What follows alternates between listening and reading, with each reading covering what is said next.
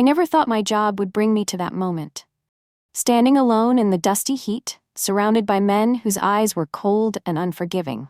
I'd been a Border Patrol agent for almost a decade, and I thought I'd seen it all.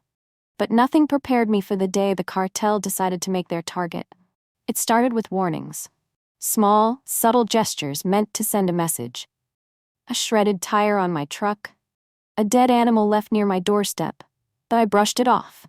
I told myself it was part of the job. I had a duty to protect the border, to keep my country safe. And I wasn't about to back down because of a few threats. Then, they got bolder.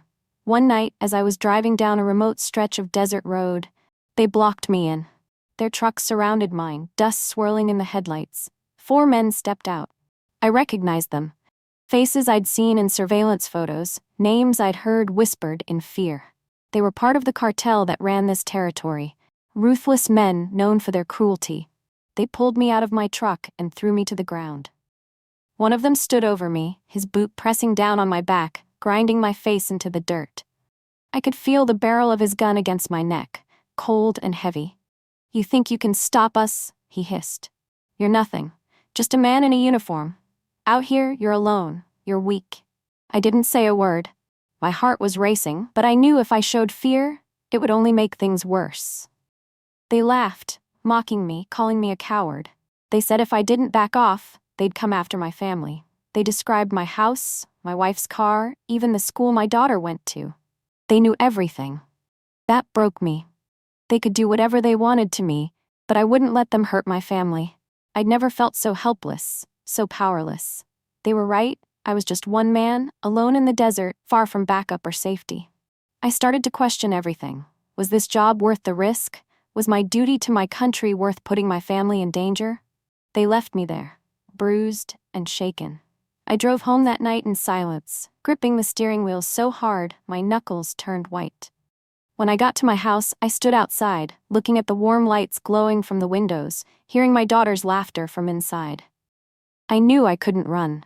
I couldn't hide. If I gave in, they'd own me. They'd own every other agent who stood in their way.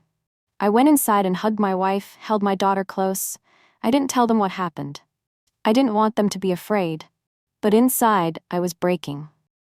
I spent that night staring at the ceiling, replaying every moment, feeling the dirt on my face, the gun on my neck.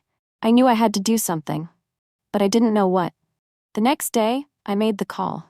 I dialed a number I never thought I'd use, a number given to me during a special training a few years back. It was for a federal task force, a group that specialized in dismantling cartels, high-level operatives who didn't play by the same rules. When the voice on the other end answered, I simply said, "I need help." They came for me. They threatened my family. The response was immediate. Within hours, unmarked vehicles rolled into my neighborhood. Men in plain clothes, heavily armed, watched my house from every angle. My phone was tapped. My truck checked for tracking devices. They moved us to a safe house, somewhere far away from the border, far from the cartel's reach. Then, the real work began.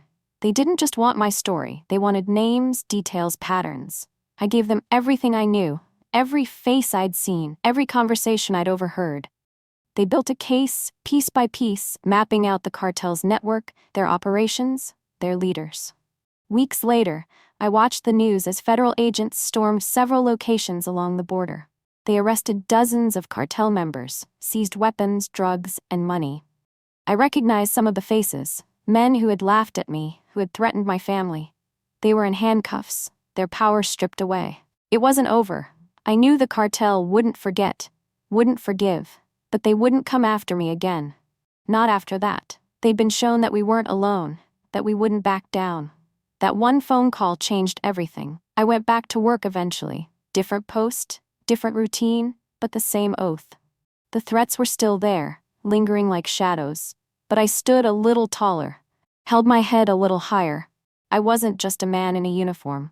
I was part of something bigger, something stronger than fear. That day in the desert could have broken me. It almost did. But I realized that courage isn't about being fearless. It's about standing your ground, even when you're terrified.